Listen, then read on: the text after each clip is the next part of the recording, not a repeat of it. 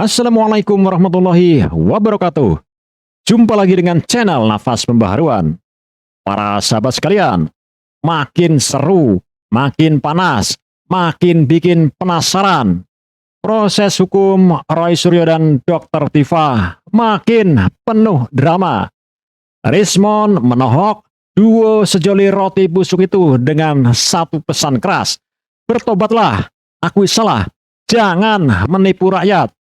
Ia menilai tuduhan yang diulang-ulang hanya makin memalukan. Sementara bukti yang mereka bawa itu benar-benar rapuh dan strategi mereka juga benar-benar lemah. Kuasa hukumnya Jahmada Girsang bahkan memastikan Rismond siap hadir sebagai saksi atau ahli. Apalagi KUHP baru memperkuat bukti elektronik. Ia juga mengecam aksi merobek bukunya di forum publik ya. Dan itu disamakan dengan praktik Nazi. Demokrasi, kata Rismond, bukan merusak sebuah karya, tapi menghargai perbedaan. Lalu ada segmen Irma Suryani bicara menanggapi ucapan Dr. Tifa soal otak kecil Jokowi. Baginya itu adalah penghinaan, bukan kritik. Irma menegaskan, kalau mau meneliti ijazah, lakukan di pengadilan dengan metode profesional. Jangan pakai bully, jangan pakai caci maki. Jokowi sudah membangun Indonesia dengan hasil nyata. Irma mengingatkan, ukuran otak tidak menentukan kecerdasan. Karena itu, Irma menyerukan persidangan yang fair, terbuka dan adil, tanpa drama, tanpa hinaan. Sementara itu, Irjen Pol Purnawirawan Riki Sitohang menduga adanya skenario Dr. Tifa bakal dikorbankan, sementara Roy Suryo akan bebas lewat pra-peradilan. Riki menilai jalannya persidangan Dr. Tifa sudah melenceng dari substansi. Sidang eksepsi seharusnya hanya menguji aspek formil dakwaan, bukan barang bukti.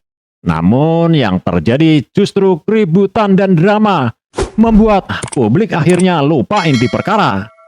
Riki bahkan menyebut proses hukum ini sudah seperti dagelan karena kepentingan politik ikut bermain. Pertanyaannya, apakah Dr. Tifa akan benar-benar dikorbankan sementara Roy Suryo dan pihak lain bebas lewat pra-peradilan? Kita simak saja video selengkapnya berikut ini.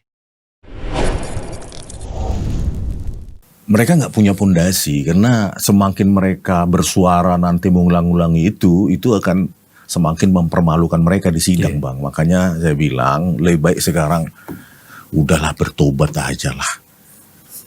Bertobat itu jalan terbaik, walaupun lu dibilang pengkhianat, yang penting lu jujur sama dirimu sendiri. Tapi tetap ada tapi, Bang.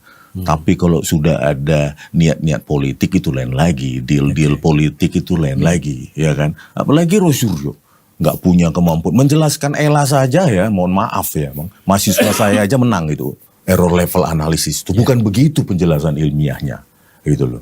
Dia katakan ini hasil scan ijazah saya, ini punya Pak Jokowi, punya saya masih ada kelihatan hurufnya, punya Pak Jokowi enggak. Kan bukan begitu penjelasan Ella itu.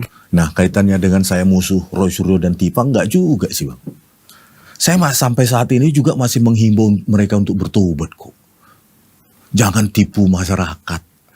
Kasihan rakyat yang sempat percaya kalian gitu loh. Saya meminta bertobat, apa salahnya, Bang? Berarti kan saya bukan musuh.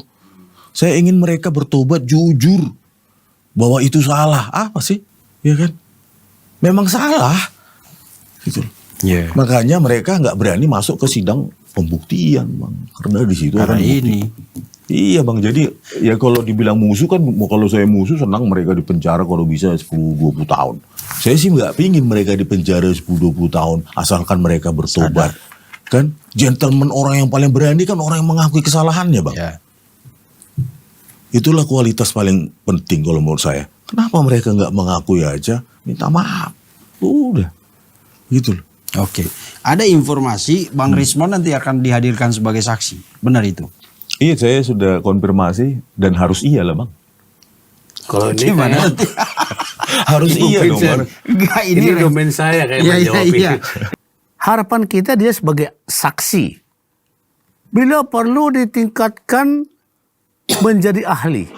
Sepintas sih ada dasarnya bahwa dia akan menjadi saksi karena sudah tanda tangan BAP beberapa bulan lalu sebelum mendapat RJ kalau nggak salah ya, sebelum mendapat IP3. Sesudah atau sebelum itu ya, Rismond ini sudah menandatangani atau membuat BAP siap menjadi saksi. Oke. Jadi karya ini akan menjadi monumen yang luar biasa dalam persidangan nanti ini, khususnya tentang mengadili pokok perkara nanti. Ini masuk menjadi barang bukti atau bukti elektronik sesuai dengan KUHP yang baru ya. Penambahan alat bukti itu dari 5 KUHP lama menjadi 7. Nah ini penting. Dan tentu itu yang kita harapkan. Kenapa? Karena dari situ nanti akan ada pertanyaan. Baik dia sebagai saksi, apalagi sebagai ahli, bertanya pihak kuasa hukum terdakwa, pihak jaksa juga bertanya, majelis yang terhormat, yang mulia juga bertanya. Dan tentu dia yang paling bertanggung jawab untuk menjawab itu secara ilmiah. Saya tunggu-tunggu kalau persepsi saya kalau bukan dalam posisi berlawanan, Bang. berseberangan. Kalau saya dalam posisi menyadarkan.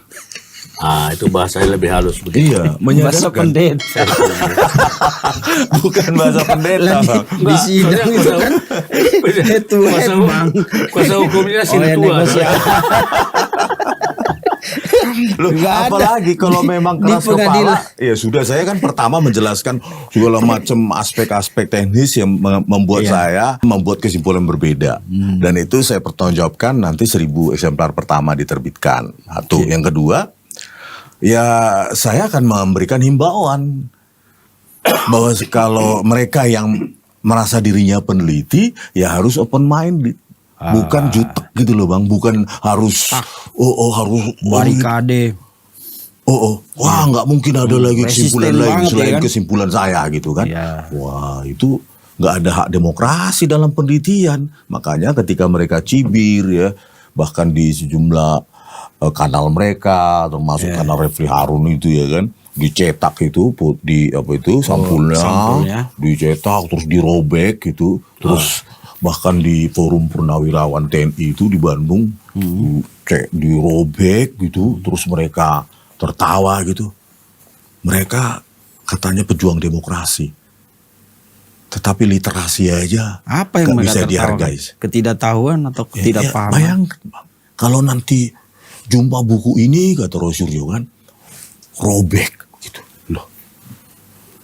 Ini kayak saya teringat zaman Nazi. Ya, literasi yang nggak sesuai dengan dia, robek, bakar gitu. Katanya pejuang kebenaran. Kebenaran versimu kan harus menghargai kebenaran versi orang. Nah, itulah yang saya hadirkan nanti di persidangan. Saya punya kebenaran versi saya. Terserah kebenaran versimu. Gitu loh.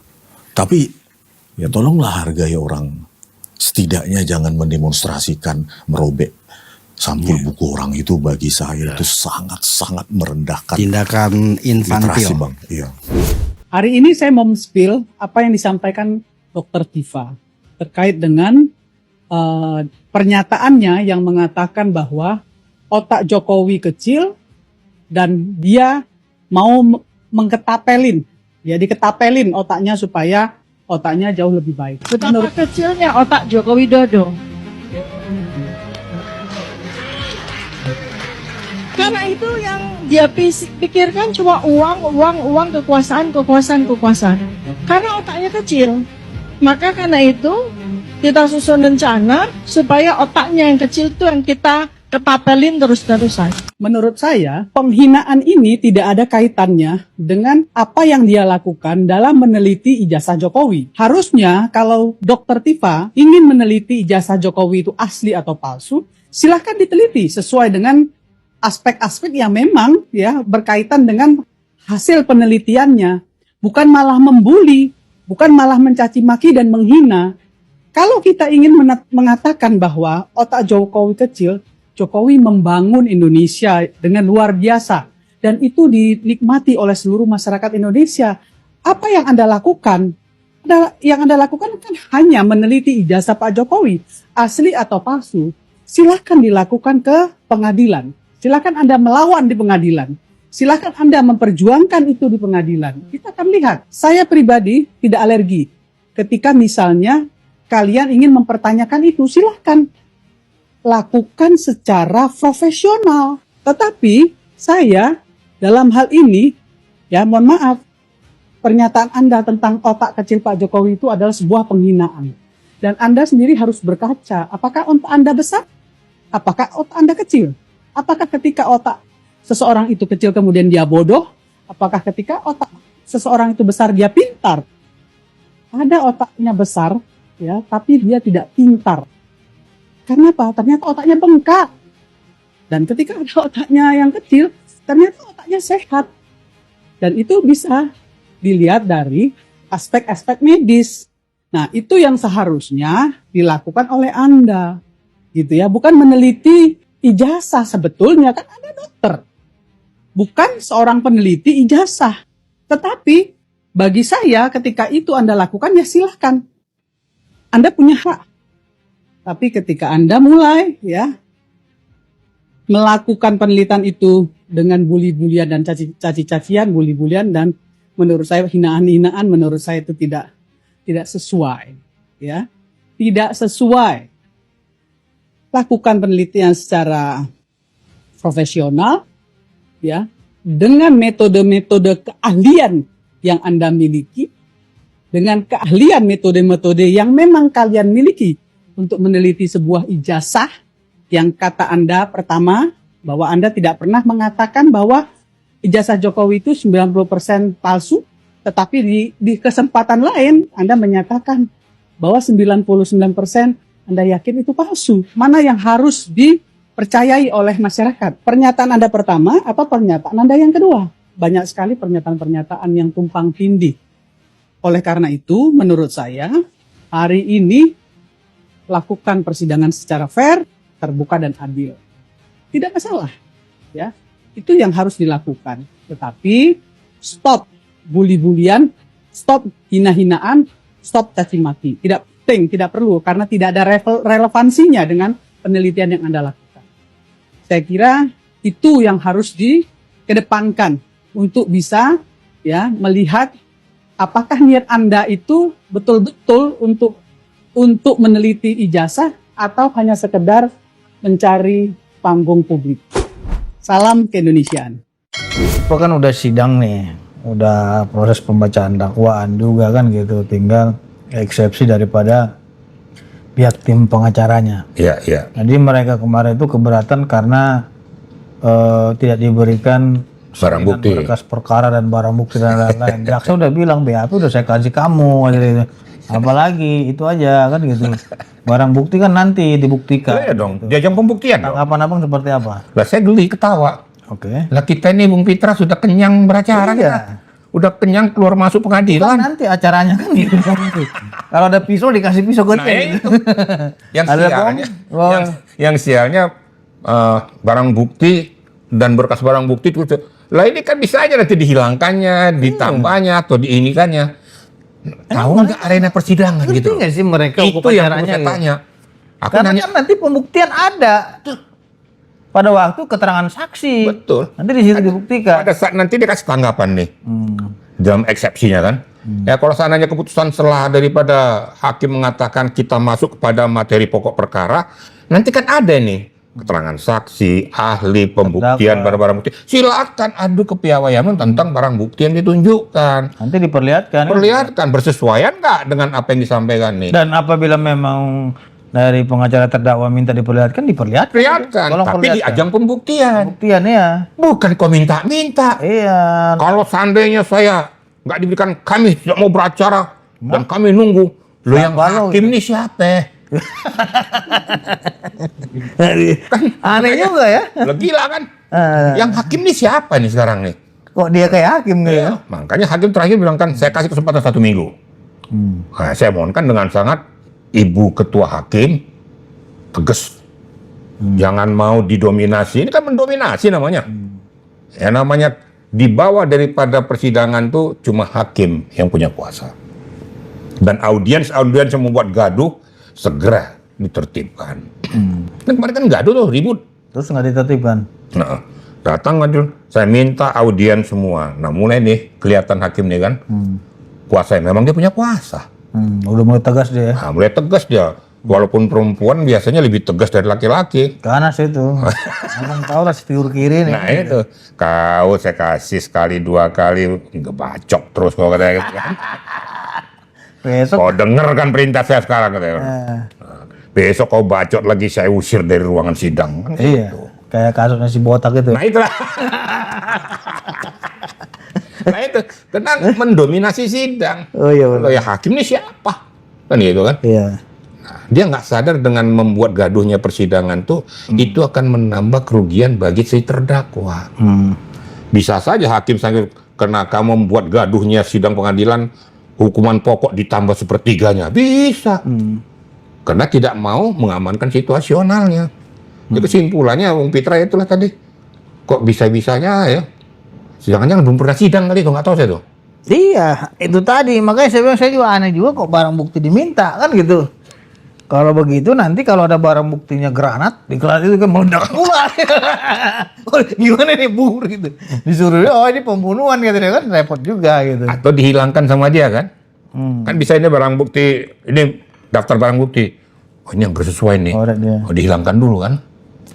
Atau ada barang buktinya racun, coba juga. Nah itu, Ini katanya. telan dulu. Setelah malu benar baru racun. Daripada kelihatan gitu kan? Udah dibilangin tuh jangan ini kan gitu. Masih aja ditelan dia kan. Kacau jadi. Iya. Nah, itu. Kalau lihat apa kasus ini memang dagelan bener-bener. Tapi gak habis pikir saya gitu loh. Aduh. Karena orang menganggap kalau menurut saya perkara ini dibawa enjoy aja. Ya ilah. Kalau Kalau kita terlalu ini tegang-tegangan gitu. dulu saya Bung Pitra, nggak sampai 3 bulan nih. Selesai. Kalau abang itunya. Oh, saya mendingan saya dari dulu. Mungkin junior-junior saya tahu. Kalau saya dipaksa untuk melakukan B, padahal ini A, mendingan saya copot.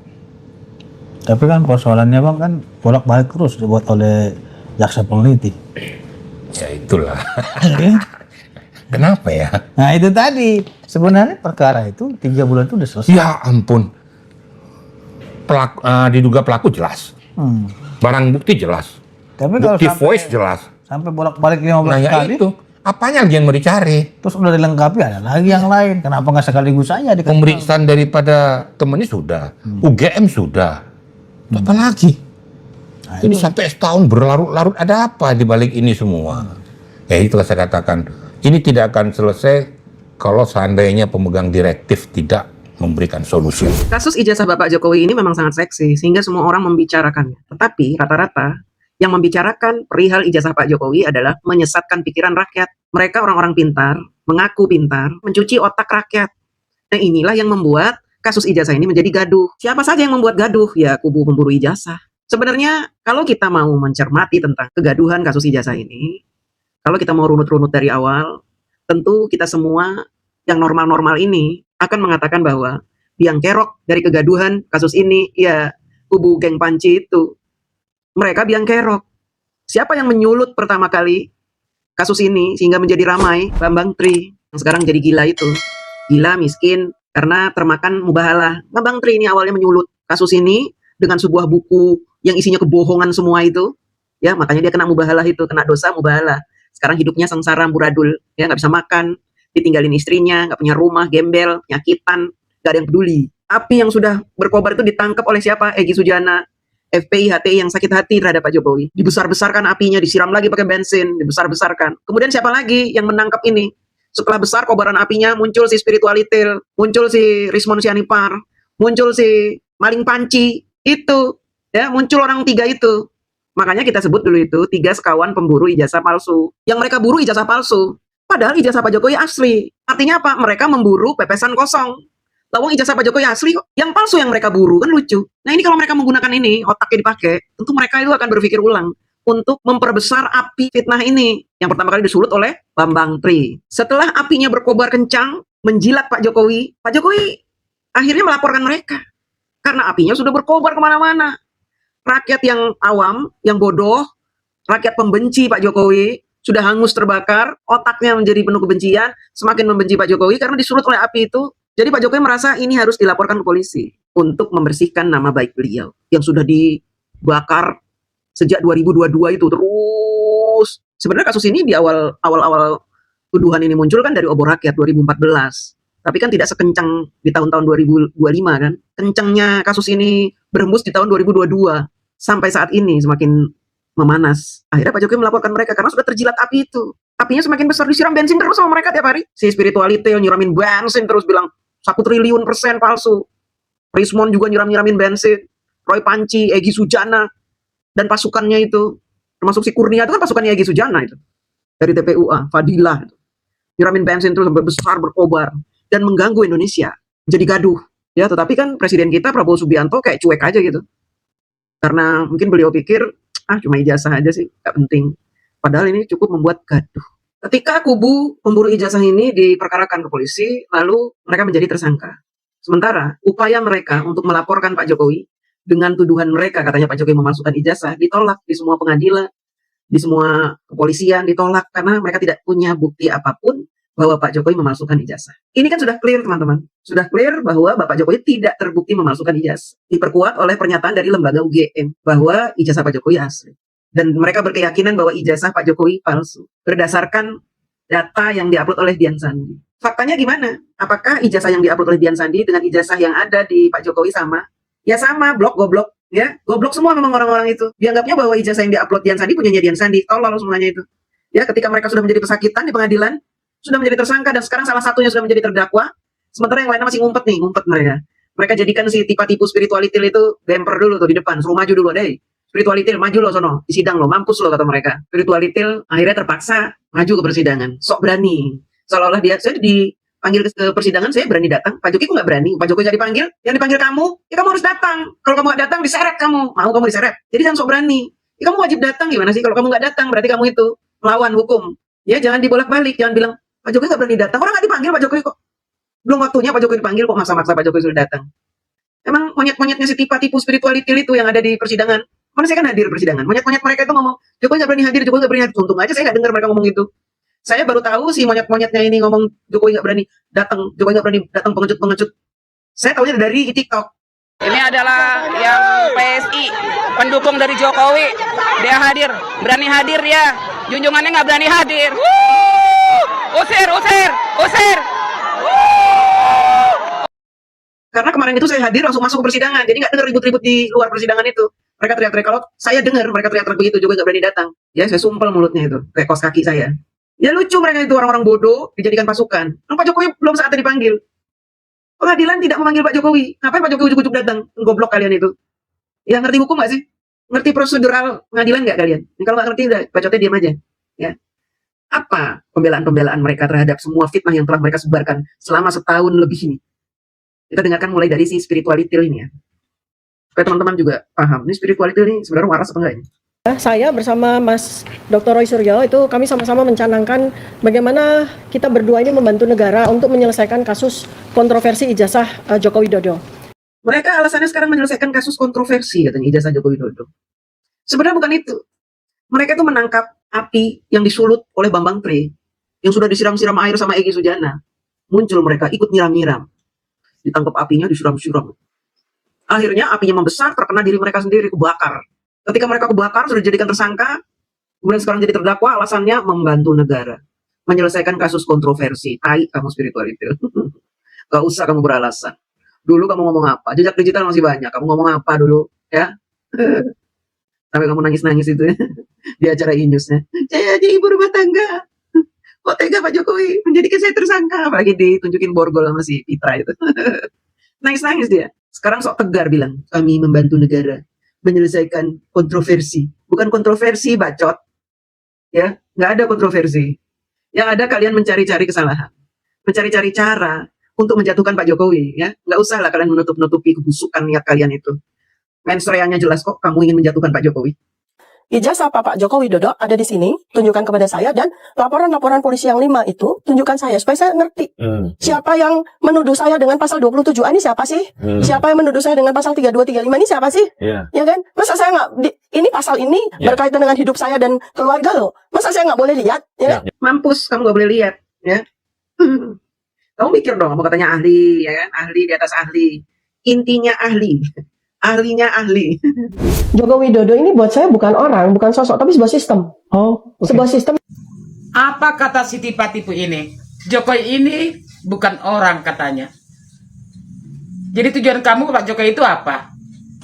Yang bukan orang itu kamu. Kamu benar-benar bukan orang. Tapi kamu adalah iblis yang berwujud manusia. Itu, ya. Jadi jangan kamu bilang Pak Jokowi bukan orang. Ya, berani mulut kamu mengatakan itu. Kenapa ya kamu tidak nyadar, tidak ngaca gitu loh? Harusnya kamu itu bisa ngaca siapakah dirimu itu, ya? Kenapa ya ternak-ternak panci ini selalu tidak nyadar diri ya? Apa tidak pernah ngaca gitu? Mereka ini tahu nyadar siapa dirinya gitu kan? Kok selalu memfitnah, merendahkan Bapak Jokowi? Tapi yakinlah, Bapak Jokowi direndahkan bukan karena Bapak Jokowi salah. Bapak Jokowi dipitnah bukan karena Bapak Jokowi salah. Bapak Jokowi dituduh macam-macam, Bapak Jokowi tidak ada salah. Tapi yang salah adalah urat. Semua si tukang fitnah ini sudah pada putus. Ya. Kalau ada orang yang selalu menghujat dan merendah-rendahkan Bapak Jokowi di belakang beliau, maka kalian akan tinggal semua di belakang Bapak Jokowi. Iya. Maka Bapak Jokowi yang paling terdepan. Itu. Ya. Orang ini kan kira kalau kami teriak-teriak tiap hari, berarti kami ini udah benar. Kan itu mungkin pikiran orang ini. Padahal rakyat Indonesia malah mikir seperti ini, kalian itu udah salah urat semua. Urat saraf kalian itu udah pada lari, udah pada nggak di tempatnya lagi. Makanya kalian semua tidak tahu malu, ya. Tidak wajar dong kalian selalu menfitnah, merendahkan Bapak Jokowi. Bapak Jokowi itu bukan rendahan, tinggi derajat beliau, dihargai, dihormati, disayangi oleh rakyat Indonesia lebih dari 70%. Itu sangat luar biasa harumnya nama Bapak Jokowi di kalangan rakyat Indonesia. Apabila beliau datang berkunjung, semua rakyat nangis menjerit-jerit, ingin pelukan, ingin salaman, kan gitu. Kalau kamu tidak tipe siapa yang ingin pelukan sama kamu? Paling si Roy Pancit dengan si Rapli Harun ingin pelukan sama kamu, kan gitu. Baru ibu-ibu tukang ibu-ibu yang suka teriak-teriak, yang nunggu-nunggu nasi bungkus itu yang sayang sama kamu, karena kalian itu seperjuangan mencari cuan dari atas fitnah yang kalian lakukan selama ini terhadap Bapak Jokowi, menjual-jual buku lah kalian, kan gitu. Itu yang kalian lakukan. Sebetulnya kalian itu semua sampah, bukan siapa-siapa. Iya, makanya harus segeralah sampah-sampah yang dimasukkan ke tempatnya supaya jangan bau terus bangsa dan negara ini. Oke? Itu dari saya. Jadi mereka kan sekarang ini Bang mengancam Pak Jokowi harus hadir katanya gitu kan. Gak usah pun dia bilang, Pak Jokowi udah bilang saya akan hadir. Walaupun di dalam undang-undang tidak mengharuskan, bisa dia zoom. Bisa. Karena ada ketentuannya. Ada ketentuannya. Dan kejebak kan tuh kuasa hukumnya kan. Hebat juga tuh Aiman loh. Dibilang Aiman. Menurut Bapak gimana kuasa hukumnya? Ya sebaiknya Pak Jokowi hadir. Jangan sebaiknya Pak. Menurut undang-undangnya Pak. Kalau menurut undang-undang sih ya dia bisa menggunakan Zoom segala macam. Lah kan dimakan sendiri kan? Iya dimakan. Yang dengerin tuh terdakwa cengengesan kan? Gini-gini aja nggak bisa ngomong lagi. Saya juga kalau dia Zoom, saya juga Zoom katanya. Kalau Zoom-Zooman mereka. Hancur lah ya. Hancur. Sidang pasar malam jadi kan? Tapi dari segi politik hukum saya melihat kasus ini banyak penumpang gelap juga. Bukan banyak banget. Iya kan? Artinya banyak yang memiliki kepentingan dalam kasus ini. Bukan hanya dari segi kepentingan hukum, tapi kepentingan pembukaan karakter terhadap Jokowi. Betul. Nah, Abang menyikapinya melihat situasi politik hukum dalam kasus ini seperti apa? Begini Bung Witra, kalau saya perhatikan nih sasaran tembak itu kan jelas. Ini kalau saya melihat ini kalkulasinya adalah ke arah 2029. Jokowi sasaran antara, sasaran tembak itu Gibran. Kita lihat orang-orang yang bermain ini orang-orang yang pernah mendapatkan dampak dari Pak Jokowi. Dan mereka digunakan oleh orang-orang tertentu. Saya udah perhatikan, loh yang nggak ada relevansinya ikut menjamin. Nggak ada hubungannya loh. Saya nggak perlu sebutkan, ada mantan purnawirawan segala macam. Yang nggak ada hubungan hukumnya. Bisa saya menjamin ada apa? Berarti ini dijadikan pion. Kami di belakang. Kan gitu. Dengan segala macam cara. Coba bayangkan kalau Bung Pitra masih ingat peristiwa sebelum dibawa besok paginya hari Jumat. Hari Kamis, Roy Suryo kemana? Dengan yang polisi itu. Dengan Refli Harun. Kan mereka Jalan mereka. Iya benar-benar. Kan ada acara di situ. Iya berarti sebenarnya sudah susun strategi ya. Ya itulah. Yang kedua ya saya juga nggak tahu juga, diundang dia juga ada acara juga. Kalau COG-nya kalau lagi seperti kayak gini dieliminir dulu lah supaya bersih gitu kan. Tapi ternyata terjadi juga. Ini kadang-kadang pura-pura senyum di belakang matok dia. Iya. Ada di belakang saya udah lihat noh. Kenapa? Ada kepentingannya. Loh. Makanya saya juga berharap. Ini saya harus tekankan juga nih Bung Pitra.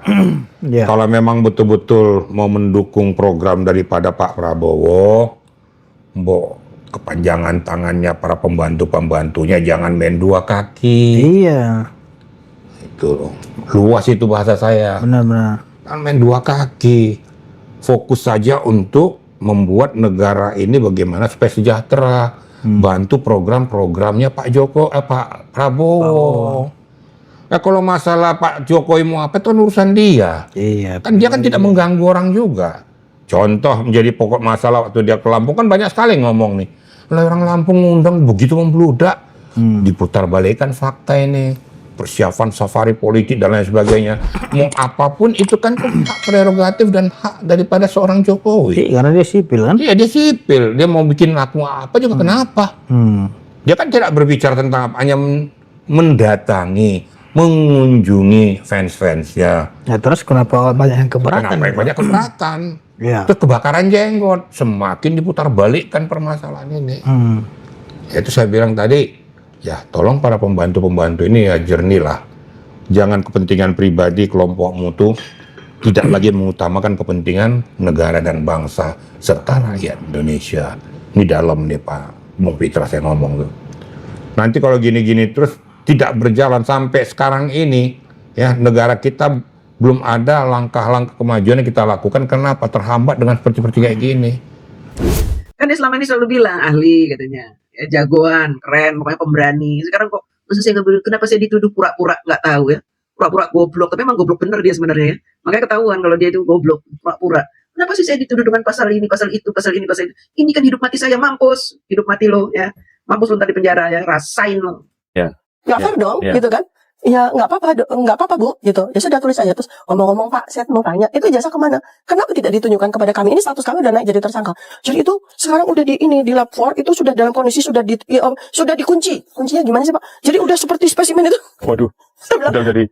Saya Bapak benar-benar lihat apa jadi semacam udah dibikin ditutup dan segala macam. Nah iyalah ditutup ya, biar kamu nggak bisa, matamu tuh nggak bisa ngelihat ya. Biar kamu makin mati penasaran. Apakah ijazah Pak Jokowi sama dengan yang diupload oleh Dian Sandi ataukah beda? Jadi ditutup ya, kamu nggak boleh lihat ya. Tapi kan kamu diperlihatkan waktu gelar perkara, nggak usah bohong kamu.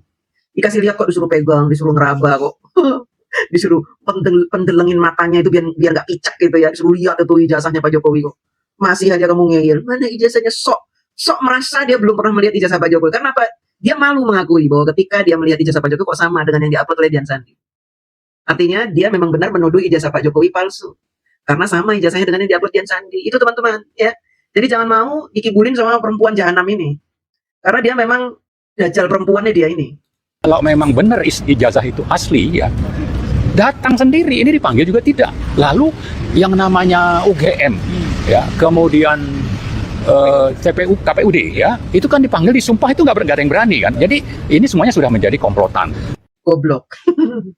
Dipanggil juga enggak. Ya nggak dipanggil, ngapain datang aja sendiri. Ngapain datang orang nggak dipanggil? Goblok juga si Marwan ini ya. Ketua Bangka tapi goblok, makin goblok aja deh. Saya tuh beberapa konten saya tuh banyak yang protes. Bu DJ kok ngomongnya kasar bener sih, goblok lah, spirituality lah, biarin aja suka-suka saya. Karena ini memang tidak masuk akal ya, tuduhan-tuduhan mereka terhadap Pak Jokowi. Dan mereka itu seperti orang bego gitu ya. Ngaku pintar, tapi ketika mereka masuk ke jeratan yang mereka buat sendiri, menjadi tersangka, kemudian menjadi terdakwa, sekarang mereka pura-pura terzolimi gitu. Pura-pura mereka nggak tahu salah saya apa. Saya harus tahu dong, pasal-pasal ini kenapa menjerat saya. Salah saya di mana, kan begitu. Terus seolah-olah mereka belum pernah diperlihatkan ijazah Pak Jokowi. Ya, mereka pendusta kelas kakap ya. Mereka sudah lihat kok ijazahnya. Kenapa saya tahu mereka sudah lihat? Dari Egy Sujana. Egy Sujana kan diperlihatkan bareng dengan mereka pada saat gelar perkara. Sudah diraba, dilihat, disentuh. Itu kan pengacaranya Egy Sujana itu. Ibu Ida itu kan udah ngelihat bareng sama mereka. Kok mereka ngaku katanya belum ngelihat. Mereka maunya Pak Jokowi begini nunjukin itu ijazah. Sorry aja ya. Nggak boleh ijazah itu ditunjukin di muka umum, muka publik. Nggak boleh. Ya, suka-suka Pak Jokowi mau nunjukin atau enggak. Kalau kamu spirituality pernah nunjukin ijazah kamu, berarti kamu tolol, ya. Kamu tidak tahu cara melindungi dokumen pribadi kamu. Karena sudah ada undang-undang perlindungan data pribadi, ya berarti kamu goblok nunjukin ijazah ke muka publik. Termasuk si Sani itu, Pak Sani itu, Asrul Sani, nunjukin ijazah, goblok dia. Itu adalah data pribadi yang boleh kita sembunyikan. Orang nanya nggak boleh tunjukin. Ya, kalau yang menunjukin berarti tolol, nggak ngerti bahwa dia punya hak untuk tidak menunjukkan data pribadinya. Mana buktinya? Berubah ijazah Jokowi? Enggak kan? Dan nggak ada melakukan transmisi itu. Dan satu hal lagi, informasi elektronik. Jadi siapa yang memiliki informasi elektronik? Apa Jokowi pernah mengupload?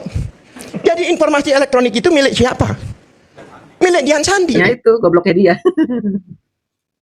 Udah tahu Pak Jokowi nggak pernah mengupload ijazah. Yang mengupload Dian Sandi. Kok mereka begitu yakin sehingga menyebut Pak Jokowi ijazahnya palsu? Kan berkali-kali mereka sebut Jokowi ijazahnya palsu, 99%, 1 triliun bahkan. 1 triliun persen ijazahnya palsu. Mereka kan berulang-ulang menyebutkan itu. Kok begitu ya? Sekarang merasa Pak Jokowi kan tidak pernah upload. Nah, ya memang nggak pernah upload. Emang Pak Jokowi pernah bilang itu saya yang upload? Kan bodoh sekali ini. Pengacara Tua Bangka ini. Nggak, ternyata pengacaranya si tipenya Tua Bangka semuanya itu ya. Tua Bangka nggak tahu diri, udah mau modar, tapi masih aja menyebar fitnah. Sekarang mereka alus-alusan. Ini kan bukan dokumennya Pak Jokowi, tapi dokumennya Dian Sandi. Goblok. Ya tapi itu ijazah itu punya siapa yang diupload Dian Sandi? Blok, goblok. Bodoh kamu Pak. Udahlah kamu berhenti jadi pengacara lah kalau goblok begitu. Nggak, soal ijazah dulu. Kita kan sering dipersalahkan. Ya soal ijazah Jokowi. Karena dulu yang meloluskan dari wali kota segala macam. Seolah-olah kita ikut terlibat dalam urusan. Enggak dong. Orang mendaftarkan diri ke kita itu membawa berkas-berkas. Keaslian berkas-berkas itu bukan tanggung jawab kita oleh KPU dan Bawaslu dong harusnya. Ya, kita kan tidak punya hak secara hukum gitu ya dan tidak ada tanggung jawab atau keharusan meriksa ini ijazah orang benar atau enggak. Nggak ada. Yang bisa menentukan itu siapa? Ya pengadilan atau lembaga yang mengeluarkan gitu loh. Makanya kita nggak pernah mau campurin. Kalau sebagai orang biasa, ya kan kalau saya ditanya ijazah saya ini, silakan cek, kan gitu. Cepet kan? Selesai. Beres, Iya dong. Tapi ya tolol, kamu kalau ditanya orang secara pribadi kamu tunjukin boleh. Orang ditanya diminta ditunjukin di muka umum, ya nggak wajar gitu loh. Pak Jokowi disuruh nunjukin ijazah di muka umum gitu. Etan kamu, Pak Jokowi tahu hukum. Ya, Pak Jokowi melindungi data pribadinya, itu hak beliau.